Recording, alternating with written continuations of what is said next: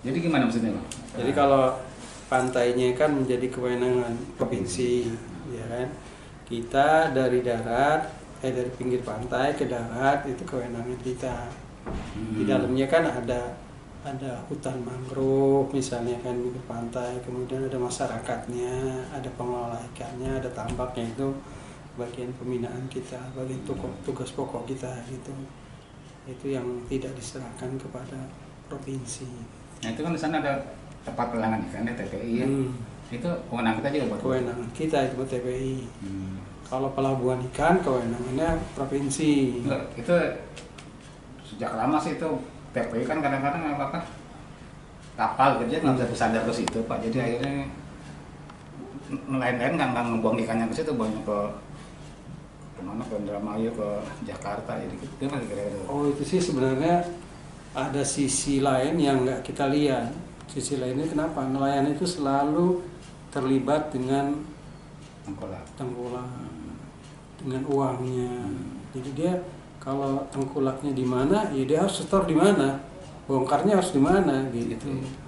Kalau tengkulaknya Indramayu, dia harus ke Indramayu. Kalau di Karawang, Karawang. Kalau di Bekasi ada di Muara Bendera sebagian ya bongkarnya di situ. Pertanyaannya Pak, kenapa sih selama ini selalu nelayan ketergantungan pada tengkulak itu? Kita nggak bisa ini apa? Ya karena kan nelayannya nggak mau mandiri nih Pak. Kalau dapat hasil, dia biasanya buat hal-hal yang nggak prinsip. Maksudnya begitu dia butuh untuk ke laut lagi, untuk beli solar lagi, udah duitnya udah nggak ada, terpaksa dia pinjam. Nah itu terus begitu. Akhirnya hasil ikannya misalnya hari ini tangkapannya katakan misalnya 500.000, dipotong utang dulu. Paling dia bawa ke rumah misalnya 100.000, 150.000. Ya gimana dia bisa maju kan gitu kan. Upaya pemerintah untuk meningkatkan itu gimana Pak? Nah kita kan pemerintah ini sekarang di Bekasi khususnya membantu mereka untuk alat tangkapnya supaya jangan minjam ke rentenir. Kita bantu alat tangkap. Alhamdulillah semua alat tangkap nelayan kita bantu dari pemerintah, ya kan. Sedikit alat tangkapnya apa? Jaring ikan atau jaring bubu, nah, itu kita upayakan. Kalau perahu Berupa hibah? Perahu juga sudah pernah kita lakukan, dan insya Allah tahun depan kita akan lakukan lagi gitu kan di beberapa koperasi. Kenapa koperasi? Kalau kita bantu koperasi itu berarti kita bantu modal koperasi secara tidak langsung, tapi bentuknya barang. Dan dia itu menjadi aset koperasi, bukan aset perorangan. Aset koperasi, tapi dari bentuknya hibah gitu ya. Iya, gitu. Kita. Iya, jadi koperasi nanti yang ngelola. Gitu ya. Kalau misalnya yang pakai kapalnya pejaringnya itu nanti dia nggak store, ya bisa ditarik karena itu aset koperasi kan. Ya kita evaluasi ternyata lebih bagus di koperasi, makanya tahun depan kita mulai dengan koperasi. Ada berapa koperasi sana? Banyak, ada 14 koperasi nelayan. Ini jalan aktif semua koperasinya? Iya, ada yang jalan, ada yang enggak. Gitu kan. Mudah-mudahan dengan pola seperti ke depan koperasi itu jadi penguatan modalnya kenceng gitu kan. Jadi kalau mereka tangkap, nih, kemudian mereka store kan, koperasi kan punya kas berarti kan. Nah kas itu kalau mereka nggak punya, pinjam lagi di koperasi. Akhirnya mereka kan ketergantungan dengan rentenir kan berkurang. Dengan koperasi aja. Kalau koperasi nanti juga kalau ada hasilnya bagi sisa usaha bagi. Nah kita harus mulai. Kapan lagi kalau kita nggak mulai seperti ini? Itu salah satu cara memotong mata rantainya itu seperti itu, mengurangi. Kita basmi semua sih nggak mungkin ya, nggak mungkin, tapi itu caranya. Selama ini udah berapa banyak jalan sama perahu yang diberikan di Bapak? Belum, tahun depan. Oh baru mau rencana? Nah, sebab tahun ini kita evaluasi dari bantuan ke kelompok-kelompok itu ternyata tidak signifikan dengan harapan kita tadi. Tujuan kita kan supaya anggotanya sejahtera, tapi nyatanya kan mereka nggak mau mengembalikan atau ngumpulin uang itu. Nah kalau koperasi kan ada kewajiban tuh mereka. Nah itu tahun depan kita robah polanya ke koperasi. Pemberian itu ke kelompok tani dan nelayan apa gimana? Koperasi. Iya, maksudnya penerimanya Pak? Koperasi nelayan. Koperasi nelayan. Iya, yang udah berbadan hukum, udah jelas, sudah disahkan oleh notaris dan terdaftar di Dinas Koperasi UKM. Kita juga di samping itu, yang kedua yang membina, jadi nanti ada dua nih yang membina, Dinas Koperasi UKM sama Dinas Perikanan. Iya, pasti dari manajemennya kan. Iya, kita kan lebih enak. Terkait tadi Bang Agus cerita nanyain Pak apa PPI ya, tempat pelelangan ikan. Iya, TPI. TPI. Ini kan di Tarumajaya juga ada Pak ya? Iya. Itu cuma ada gedungnya tapi nggak dimanfaatkan itu gimana tuh Pak? Itu ceritanya sama lah ya. Dasarnya itu kan karena ikatan Tengkulak itu tadi. Jadi kalau mereka mau pindah, pasti Tengkulak ngejar-ngejar mereka nih ke TPI. Mana utangnya harus dibayar. Nah mereka nggak bisa lari dari itu kecuali tadi solusi kita koperasi kita manfaatkan. Nah, ini kita bangun TPI yang bagus di situ. Dia tetap aja di bandar-bandar yang TPI lama yang kumuh itu dia bongkar muatnya di situ karena rentenirnya ada di situ. Salah satu keluhan nelayan di Tarumajaya itu Pak, alur lintasnya ya Pak ya, itu sudah terjadi pendangkalan Pak.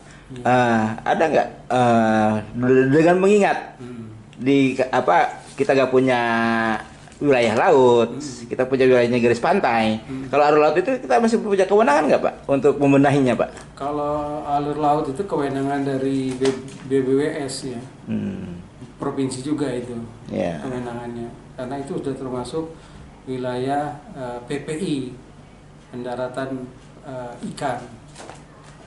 Jadi kalau ada pendangkalan, tugas dari provinsi juga sebenarnya untuk mengeruk, memperdalam gitu kan.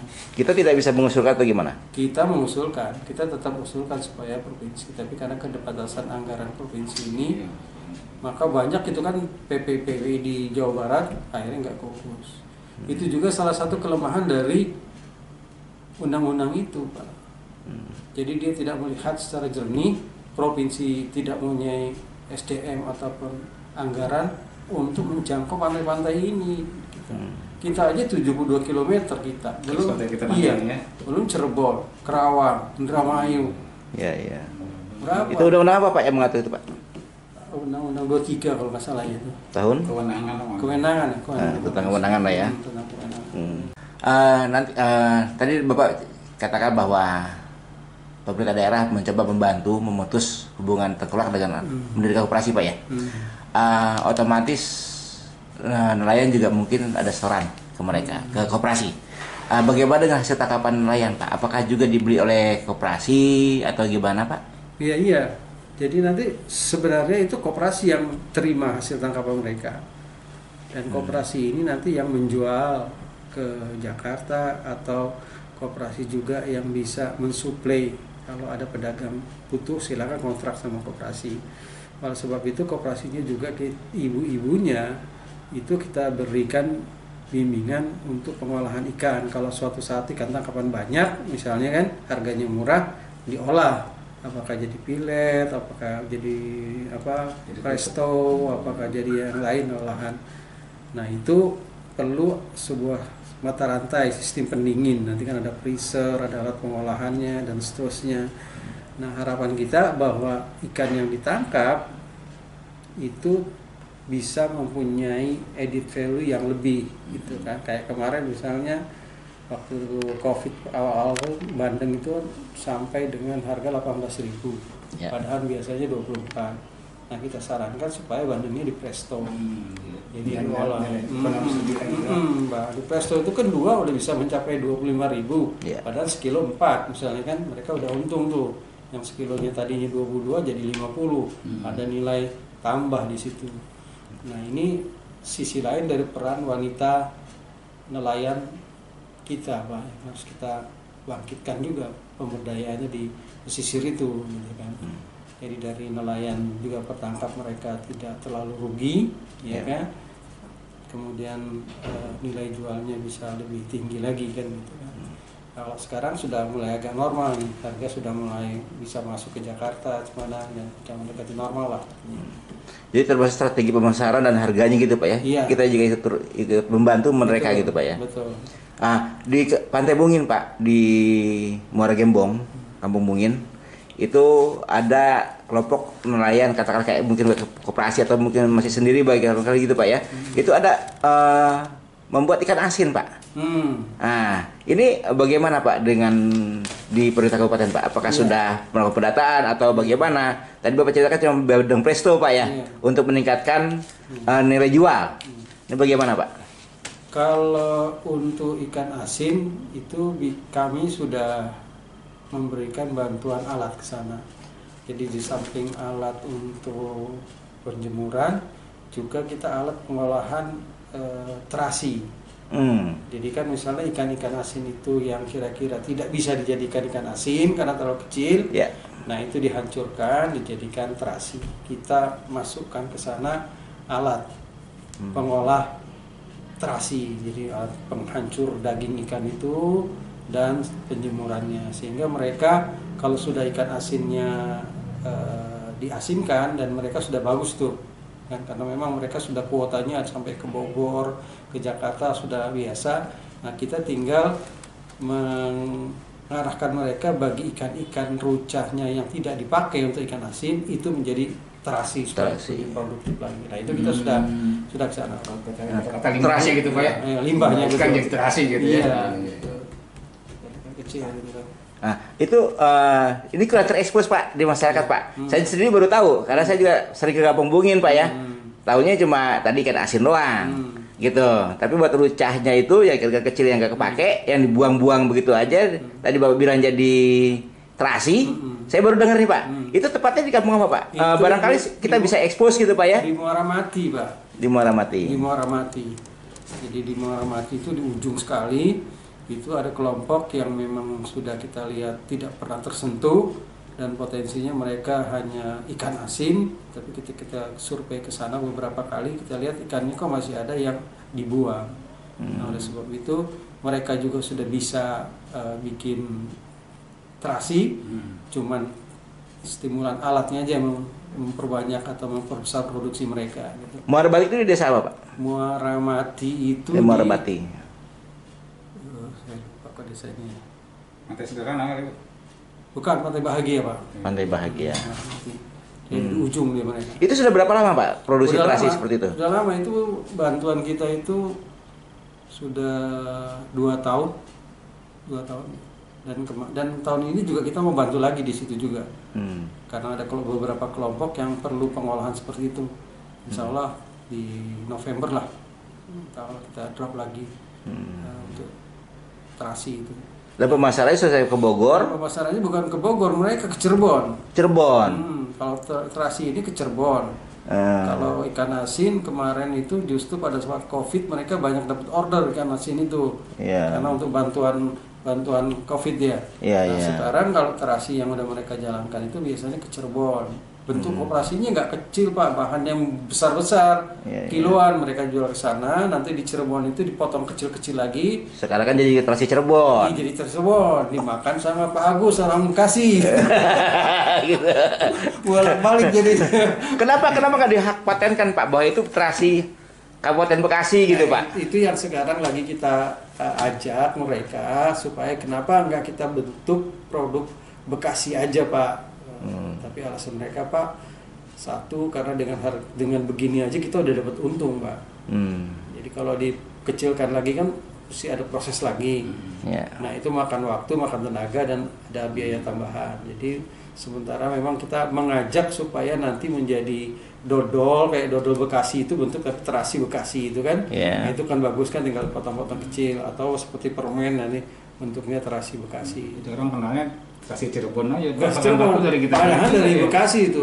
Semuanya itu dari Bekasi karena udang rebonnya dan ikan-ikan rucahnya biasa. Nama capek kali Pak ya?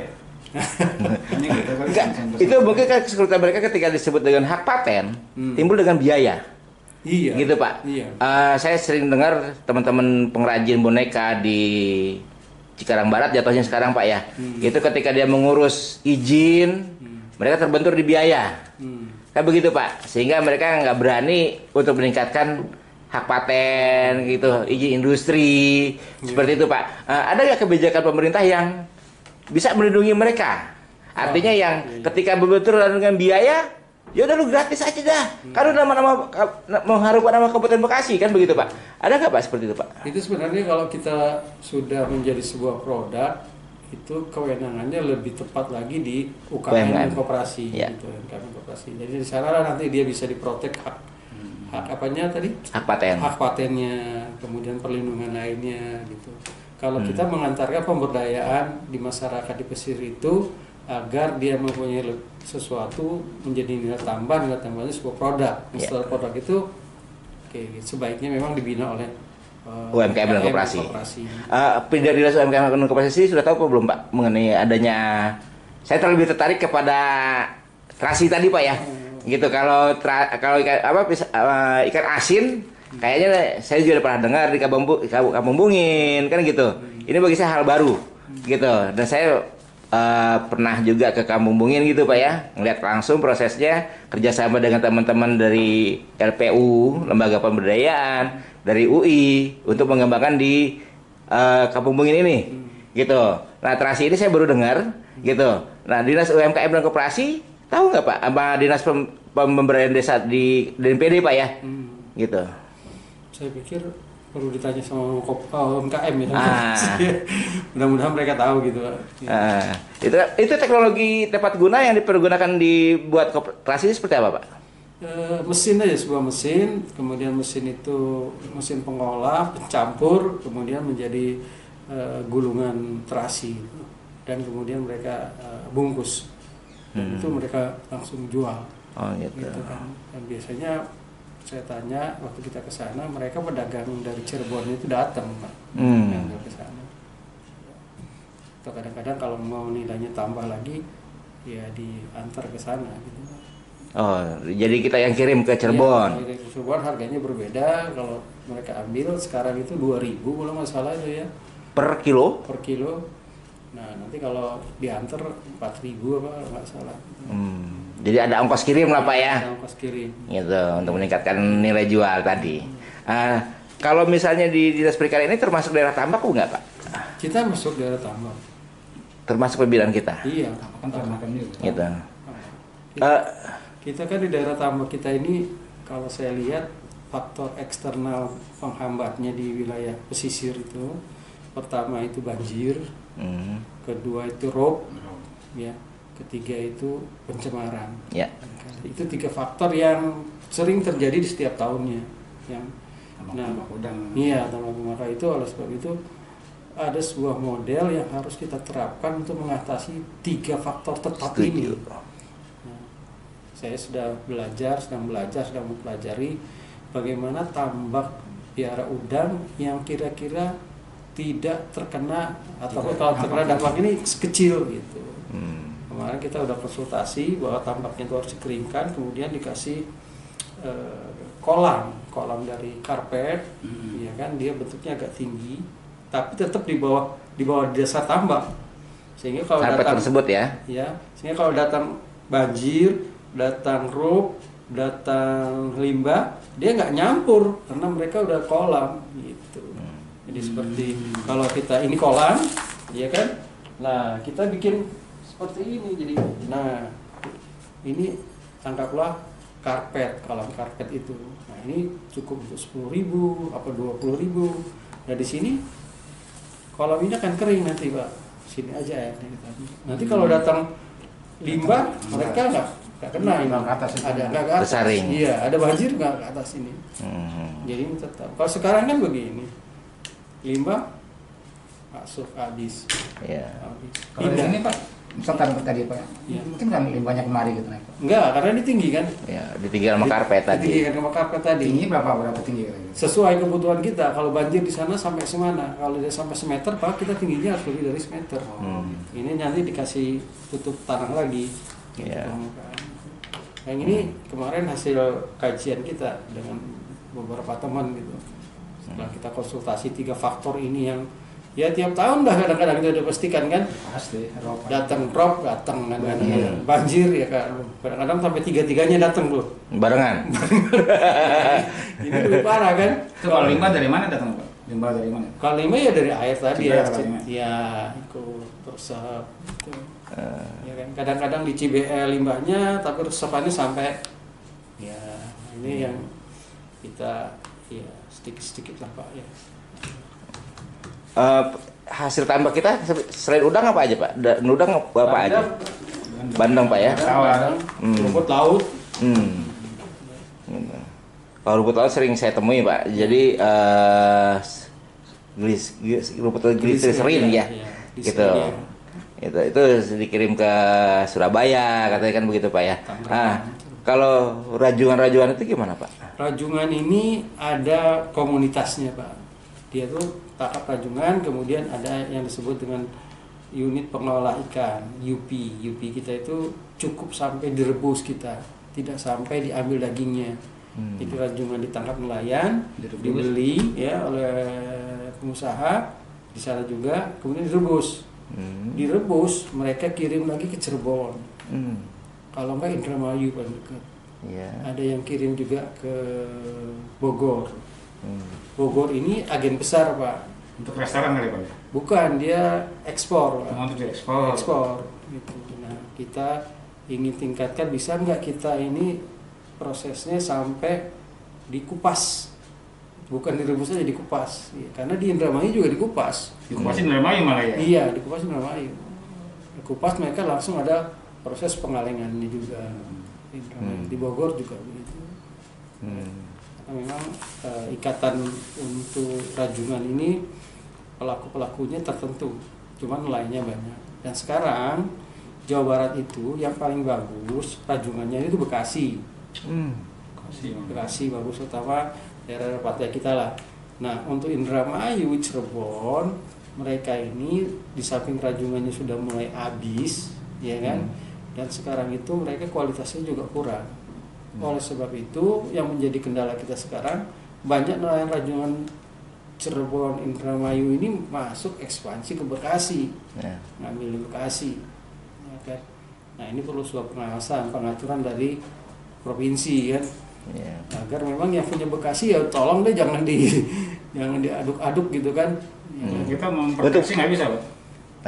Kita bagaimana kita memproteksi kalau mereka kan kadang-kadang sebenarnya nggak boleh Pak, atau kita atur ada pengaturannya. Kalau mereka mau nangkap ke Bekasi boleh, tapi izin sama kita. Itu kartu nelayan iya, itu ya. Kusuka itu ada kusuka, ada izin lah pokoknya mereka tahu kan. Izin ke siapa? Ke petugas TPI kita di sana. Boleh atau enggak, atau berapa yang boleh ditangkap, atau wilayah mana aja yang boleh ditangkap gitu. Jadi kalau ke sini, oh jangan merusak. Alat tangkapnya apa? Jangan sampai merusak, nanti juga jangan sampai orang Bekasi ke bagian sisanya aja gitu. Itu pengaturannya begitu Pak. Ada nggak upaya untuk itu Pak? Untuk membuat perbuknya misalnya seperti itu gitu Pak? Ada, itu kan biasa karena kewenangan tadi di laut sudah kewenangan provinsi. Maka provinsi yang memanggil Pak, kita semua ini dipanggil. Nah, kita utarakan, kalau kita sama Kerawang sudah pernah Pak kita diskusi supaya nelayan Kerawang kalau ke Bekasi prosedurnya begini-begini, aturannya begini-begini. Indramayu juga kalau mau masuk silakan, tapi aturannya ini. Nah, kalau mereka pakai alat tangkap yang tidak sesuai, kita ada namanya Pokmaswas, kelompok pengawas masyarakat. Nah, itu dia yang bertugas biasanya menghalau itu kapal-kapal nelayan yang tidak pakai alat tangkap ramah lingkungan, ditegur, bahkan kadang-kadang bisa juga disita setelah koordinasi dengan kepolisian. Kita selama ini belum pernah ada yang pameran ternakan ya, kayak misalnya pertanian ada Hari Kerja Pertanian gitu. Kita nggak ada Pak. Apa sih nggak ada yang? Kalau nggak ada yang bercerita-beritakan gitu? Bukan begitu, kalau Hari Kerja Pertanian itu kan perintahnya dari pusat Pak. Kita di tingkat lokal lagi nggak nunggu perintah pusat, itu kita ada sendiri gitu misalnya. Iya nanti Pak, nanti kita usulkan. Konsultasi sorry Pak, misalnya ada peternakan, ada ikan hias, ada. Oh, ikan hias, kalau peternakan di sana Pak. Enggak, kita pameran maksudnya. Ikan gitu. hias, pameran ikan hias. Kita maksudnya gabungan tuh namanya yang berbau ternak kita pamerkan semua gitu kan. Kita usul ikan Pak, kalau ternak di pertanian. Kita terus ikannya sih ya? Iya, kita ikannya cuma perikanan doang. Termasuk ikan tawar Pak? Iya, jadi kalaupun mau itu eventnya ke depan kita ada biasanya festival ikan hias Pak. Hias. Lagi booming sekarang ikan cupang kan ya? Nah, iya ikan cupang macam-macam. Saya lebih tertarik ke ikan konsumsi Pak ya, ketimbang ikan hias. Ada nggak Pak peran pemerintah dalam pengembangan katakanlah setahu saya ikan patin salah satunya di Cikarang Timur Pak ya. Iya. Itu ada nggak pemerintah dalam upaya mendorong masyarakat membantu permodalan, terus menambah pengetahuan ke mereka, bagaimana pengemasan pasca panennya Pak ya? Itu bagaimana Pak? Kalau kita yang pertama itu pasti kita menjaga kualitas benih di masyarakat. Oleh sebab itu indukan ini sebelum menghasilkan benih kan ada induknya. Yeah. Induk-induknya kita jaga ini. Seperti contoh misalnya, lele itu tidak boleh dipijah, diambil pijahnya itu lebih dari 3 atau 4 kali. 5 kali udah jelek. Pijah apa maksudnya? Pijah itu maksudnya dikeluarin telurnya, nanti dia netes. Setahun itu keluarin lagi. 1 tahun itu dia harus 3 kali atau maksimal 4 kali. 5 kali ada yang lain. Kalau 5 kali nakal namanya. Jadi anak lelenya itu benih tersebut benih itu dia nggak besar kecil-kecil aja dijual. Kan orang masyarakat kan nggak tahu bahwa itu kualitasnya nggak bagus. Nah, kita menjaga indukan ini Pak. Oleh sebab itu kadang-kadang kita membantu indukan-indukan ini kepada pembeni-pembeni tadi.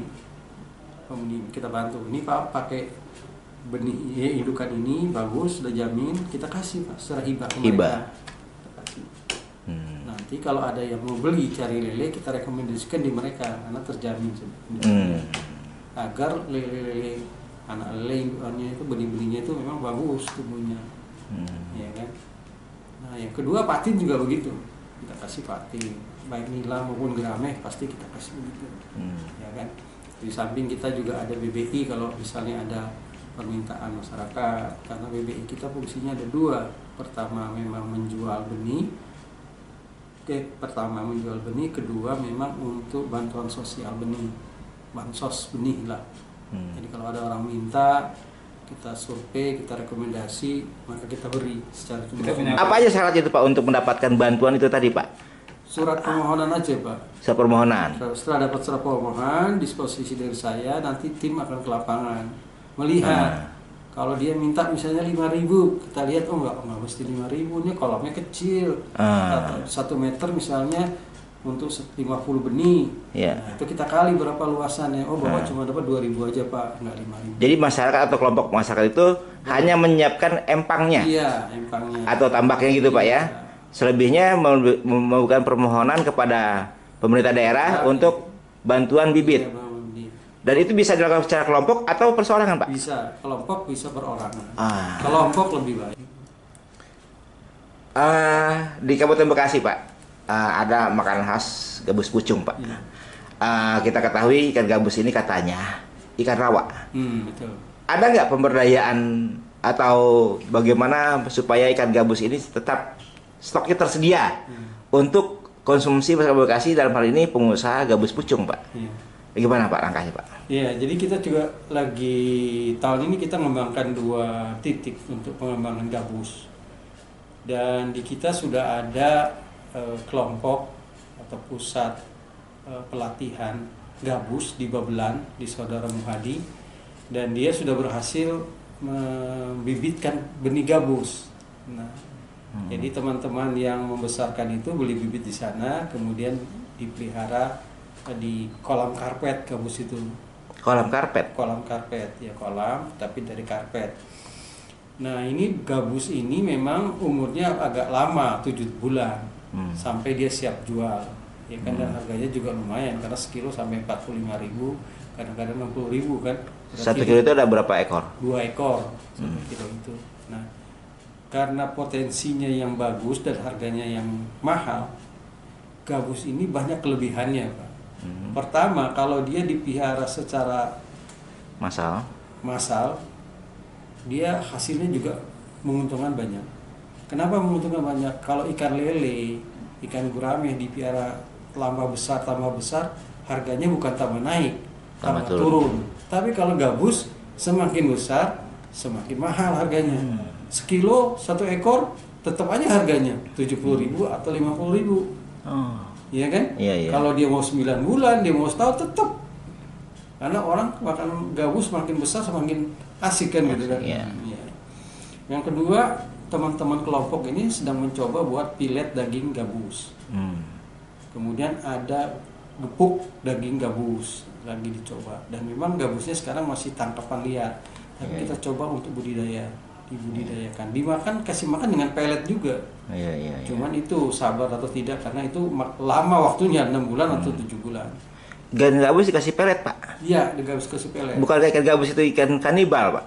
Enggak, gabus itu kebetulan saya sudah coba nih Pak di rumah. Piara gabus di dalam ember. Iya.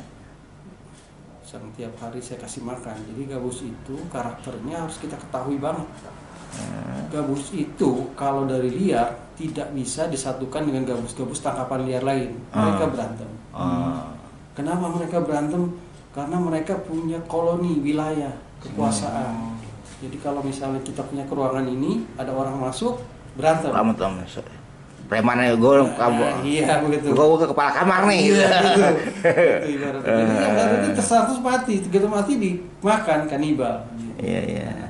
Kalau di dalam satu pembenihan gabus itu bareng-bareng dimasukkan ke dalam satu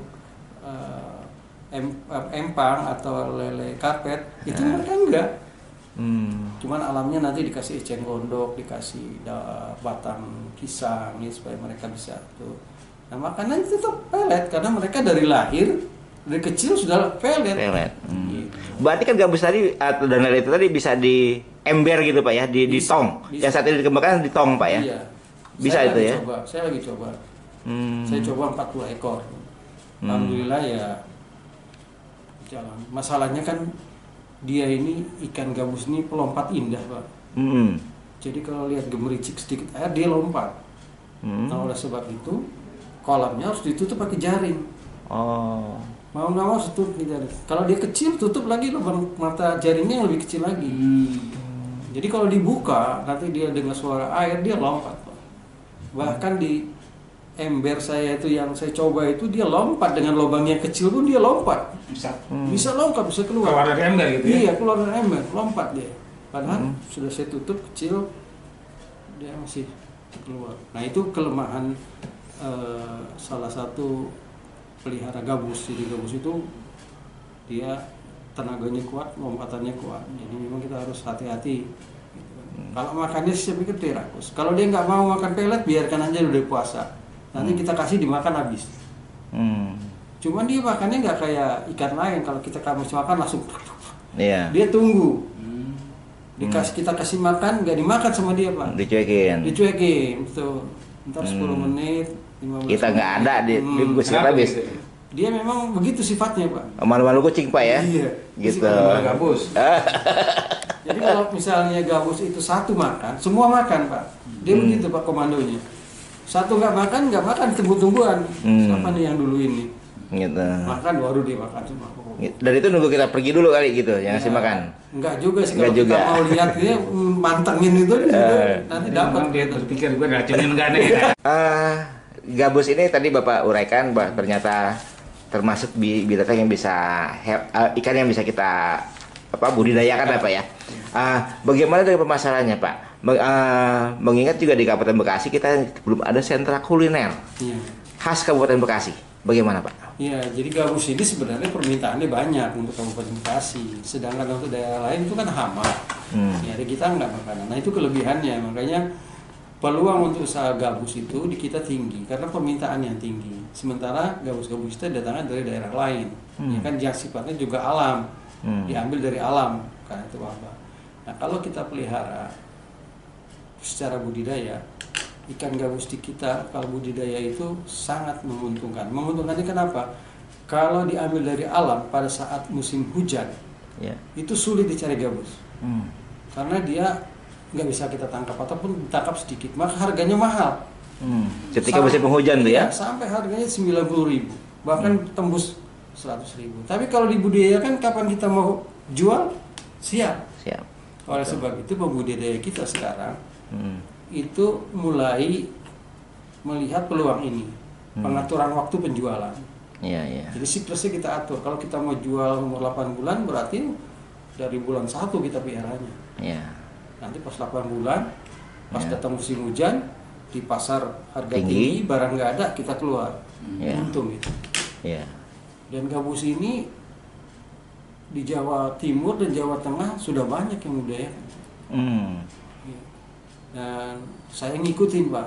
Sudah dibanding sana. Bukan, mengikuti grup-grup itu saya ikut. Grup-grup gabus sejawa itu saya ikut. Oh, belum sudah dibanding tapi Pak ya? Saya belajar di situ aja Pak. Maksudnya belajar tuh di situ itu ada tokoh gabus di Jawa Tengah itu dia selalu memberi pencerahan Pak. Virtual aja. Virtual aja begitu. Hmm. Alhamdulillah, nah kita bersemangat juga di Bekasi nih. Karena Iya, di iya. Bekasi dibanding di Madiun, dibanding di Jogja, dibanding di Purworejo itu konsumsi gabusnya Paling lebih tinggi. banyak Bekasi. Iya. Kalau mereka di daerah-daerah itu konsumsi gabus itu karena untuk orang yang baru operasi, baru melahirkan. Iya, karena kandungan insulinnya itu albuminnya bukan insulin, Iya. albuminnya itu Tadi Bapak berapa kali sebut bahwa kebutuhan gabus di Kabupaten Bekasi cukup tinggi. tinggi. Boleh tahu Pak berapa nilai tingginya Pak? Kita belum ada survei pendataan Pak ke situ. Tapi kita coba mendata nanti insya Allah. Terakhir Pak, tadi Bapak sebutkan pemasok gabus di untuk Kabupaten Bekasi daerah lain. Bisa disebutkan daerah mana saja Pak? Ada dari Lampung, dari Palembang ada, dan dari Priangan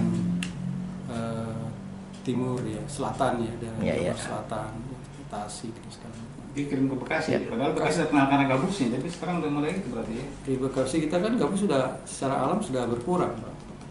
Mereka yang di sana banyak, karena mereka nggak dimakan. Kalau kita di sini kan, Makannya.